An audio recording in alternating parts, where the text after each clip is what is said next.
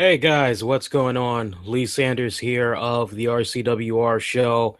By now, I'm sure many of you have heard the news. In case maybe you didn't, it really pains me to break this news as uh, and it really hits close to home for me as a former Stone Temple Pilots and Velvet Revolver frontman Scott Weiland passed away. He was only 48 years of age. I gotta tell you, when I first had found out the news, I was just so devastated. I was actually on my commute, on my way to work, and I usually exchange a couple of text messages with my girlfriend, and I actually ended up leaving out of the house a little bit in a rush, so I really didn't get a chance to say goodbye to her properly because I usually give her a big, strong hug and a kiss and all that. It was just pretty much a peck on the cheek, and then I made my commute. And as I was on my train, she sent me a text message, and it was like around 9:50 a.m. Eastern, and she goes, "Oh, I'm so sorry about what happened with Scott Weiland." I'm like, "What are you talking about? What's going on?" And she goes, "Oh, I thought for sure you had heard about it by now before you went to sleep, really, but it looks like Scott Weiland passed away." I was like, "What? Are you serious? Like, that's got to be a cruel joke. Don't joke like that." And she was like, "No, no, no. Before I even sent you that text, I made sure I researched it because I know how much of a fan you are of his. And yeah, it's legit. He really did pass away. I'm so sorry. I thought you had knew about the news." I'm like, "No, I did not know about the news." And then from there, I was just in total shock for the rest of the train ride. And I ended up finding out as much info as I can to try to make some type of sense out of what had went down with the man. And basically, from what I was able to gather, it looks like he was with his new band, the Wildabouts, a band that he's really been getting behind. He's been playing around, working with them off and on for a couple of years now, and they actually have an album that's out right now. It's called Blaster. It's been getting mixed reviews here and there. I think we actually had reviewed that album. I'm not really sure. I know there was a track I had reviewed for sure, but I tell you, when I was reading the research trying to find out what all had went down, apparently they were out in Minnesota. Scott apparently died the night before, and you're like, "Wait a minute, what? What exactly is going on?" And basically, from what I was able to kind of gather, because I've pretty much been staying on top of this story, trying to look for any type of new information that came about. Of course, when you hear the age of 48, you're like, there's got to be some type of drugs involved. There's got to be some type of foul play involved. What, nobody just drops dead at 48, especially when you look at a guy like Scott Weiland, who was pretty skinny and everything, but he did have his demons. All of us have our demons. For some of us, we're able to overcome them. For some of us, we're able to not only overcome them, but like rather than just be straight up clean and be done with drugs, alcohol, all that crap, for some of us, we trade in one addiction for another. So, in essence, we're not really like living that clean path of life as far as sobriety goes on all fronts. And like over the years, we heard from Scott Weiland's own mouth that he wasn't doing any drugs. He's been clean for a while. His alcohol is his choice nowadays. But we're learning some new information as this just came in not too long ago, and this is according to Rolling Stone as they're confirming this. As the Minnesota police are reporting that a small quantity of cocaine was present in the tour bus bedroom where Scott Weiland was found dead. So you hear that, you know, one thing I want to say, I know there's probably a lot of people that's out there that have been paying attention to Scott Weiland for years, and they've probably been like, That guy, he's gonna drop any freaking minute." I think all of us at some point we said that about Scott. I know I definitely did because just being aware of the type of lifestyle he was living, you're like, man, this guy, there's no way in hell he keeps going the way he's going, is he going to be able to make it to age 50? But never in my wildest dreams did I think I'd live long enough to see the day where this man would actually pass, because he just always seemed like a fighter. He always seemed like somehow he just kept sticking around. That's how it always seemed. And there was actually a part of me that started to, I guess, entertain the idea that Scott Weiland was going to be around for the long haul. But 48, passed away. I remember one of the first times I came across Stone Temple Pilots. I was living in California in 92.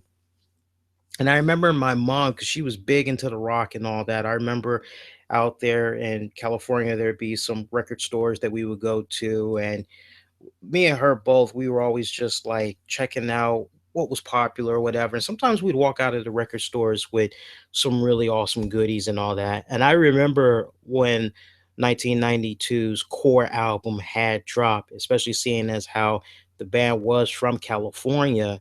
And I mean, they were just getting a lot of mad, mad, mad support in California from what I remember during that time. And I was able to get my hands on the album just a couple of months after it had dropped. But man, the radio was how I was really introduced, and I was like, who is this band? And like when I heard some of the songs that was playing on the radio, I was like, man, these guys, they got it. And you got to think, this is like happening during a time where, like, just a year prior, Nirvana had already dropped the Nevermind album. And as you would imagine, that was white hot. Those guys were just all over the scene. They were dominating on the airwaves, dominating on TV, MTV especially. But I tell you, when Stone Temple Pilots dropped that Core album, you ask anybody that like listened to that debut album from STP, I guarantee every single one of them was like, man, when that album dropped, that album, it was the shit. And it was one of those type of albums where you were like, these guys are so good, like, how can they like not be around for the long haul? And like, sure enough, on top of 1992's Core, we also had saw 1994's Purple. 96, we had saw Tiny Music. 99, we saw them do number four. 2001, we saw Shangri-La. Of course, there was that, what was that, like a 9 year gap when they released 2010's self-titled album. But I mean, every single album that STP had put out, majority of the album kicked ass. You know what? For 2010 self-titled album, it took me a while to grow on that album, because like the first couple of times I listened to it, it was kind of like, not like Shangri-La. I know a lot of people, a lot of STP fans I've spoken with, they like don't really particularly care for Shangri-La. They thought that was like a weak album. But I thought Shangri-La was a great album. I That was probably like one of my most favorites as far as the later years. But definitely the earlier stuff was awesome. But like, the band, they had their problems. Scott Weiland, he was battling his drug addiction problems, alcohol problems, and all that. It just got to a point where he just wasn't able to have a smooth relationship, if you will, with the DeLeo brothers. And eventually we saw him do his thing with Velvet Revolver. That looked really freaking promising. But then, like, after two albums, everybody just kind of like split up or whatever. So you see all this going on. You can't help but kind of say after a while, okay, just who exactly is the problem? Is it the band members? Is it Scott Weiland? Is it a combination of both? Like, who's really at fault that things aren't working out for these bands or whatnot? But through and through, I was always a big supporter of Scott Weiland. Even when people were sitting up and they were making fun of him, I always tried to support him. I gotta tell you, man, when he hooked up with this Wildabouts band, I must admit I was really, really concerned about his health, because to anybody that hasn't seen any of the footages that's floating around, with this new band that he has, I mean, he just seems way off when compared to previous live performances. Because there used to be a time where you ask any STP fan or Velvet Revolver fan that had the opportunity to see Wyland live, they tell you he really brings it when he's live. He's freaking awesome.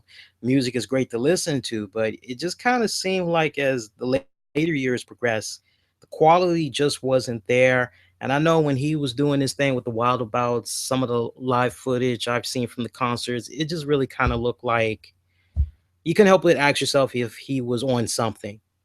And I know there's this one performance. Apparently, that's like his last performance. I didn't get down the location exactly, but apparently, this was like his ever last performance that he did. And it sounds a bit off. I remember there was one video I saw of him with the Wildabouts.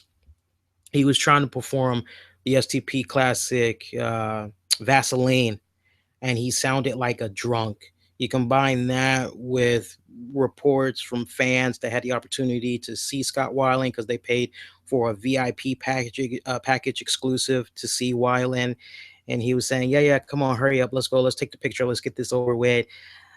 I was this close to seeing Scott Weiland in the Wildabouts, but like when I was hearing from like various people, even like close friends of mine that went to go see him, they were like, "Nah, man, don't see him. It was a disappointment." So part of me kind of wishes that I did, but then at the same time, I don't like. I don't know. I guess I'm kind of glad that I didn't see his poor performance if that really wasn't his best. But the man had his problems, but I never in my wildest dreams thought that like drugs would ever play a factor. But shame on me. I should have really known better. And I'm not speaking as far as like I know that he took drugs, but I mean, with what I just told you guys, you know, I think one thing is for certain, we can all be in agreement. This man definitely is gone way, way too soon. And if I were to describe Scott Weiland to somebody, just personality wise, stage presence wise, the guy really comes off with a great combination of David Bowie, Jim Morrison, Freddie Mercury.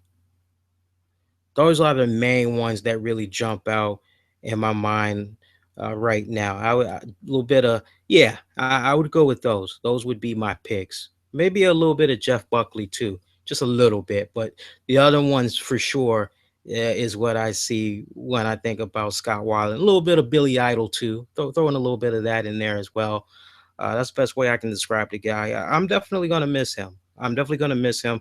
I was fighting back tears off and on all day today, and because it hit home, it really hit close to home. I haven't felt like this since the death of Kurt Cobain and the death of Alice in Chains frontman Lane Staley. I'm telling you, when I found out about Lane Staley in particular, I bawled out. I must have been playing Alice in Chains music for about a day and a half. This one hurt really bad, and I said it on our social media pages. I just can't stress it enough. Nothing but love, nothing but heartfelt love, deep prayers, condolences, wishes to fans of Scott Weiland everywhere.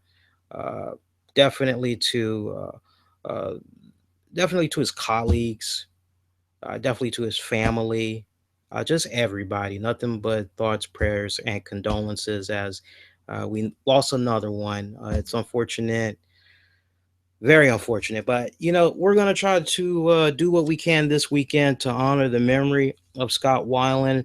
I'm actually going to be doing a Scott Weiland special.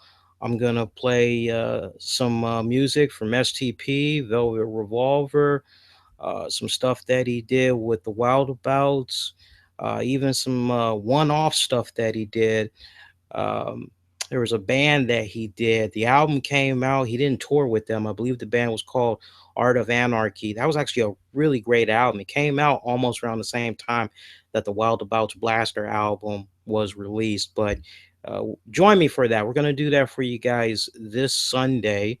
It's going to be at 10 p.m. Eastern. That's going to be this Sunday, December 6th, 10 p.m. Eastern. We'll do that live for you guys. I think at this point, we're going to do it live over on our Mixler.com website. So check out all the links the episode description so you can check that out. And if you can't check it out live, I'll definitely have it be available on demand later next week. So that you guys can check it out and everything. But in the meantime, I definitely want to hear from you guys that were Stone Temple Pilot fans, Velvet Revolver fans. I'd like to get your thoughts on the news, and if you're going to be doing any type of tribute yourself, how you possibly are going to be doing it. But I can't stress it enough, man. You guys are more than encouraged to join me this Sunday. I have a chat room open. You'll be able to kick on back with me. We can, share a couple of laughs and tell some fun stories about Scott, and just try to all cope together with this big piece of news that we had got. But that's going to do it for now. If you know anybody that's heavy into the rock music, big fan of Scott Weiland, maybe they didn't hear about the news yet, definitely feel free to share this with them. And I'll definitely be paying attention to the continuation of any new developments involving his passing. We'll try to break the news to you guys here on the YouTube channel here, and also throughout social media. So if you haven't subscribed yet, please do. And if it's not too much trouble, please give this video a thumbs up. You're showing your love and appreciation. Most importantly, respect for us YouTube video creators. As at the end of the day, we're pretty much working for you. So appreciate that. Much love. Until next go around, please be safe, and most importantly, be kind to one another. I'll see you next go round. And also, by the way, I got to mention real quick before it slips my mind, I'm actually working on a really good editorial about Scott Weiland as we speak. I hope to have that be published tomorrow on our website. So make sure you check out the episode description. And I should have it published sometime in the morning to I would say noon on the East Coast. It's going to be a really good read. I've already been receiving some good feedback on it so far. So check that out when you guys get a chance as well. Okay, guys, everybody take care.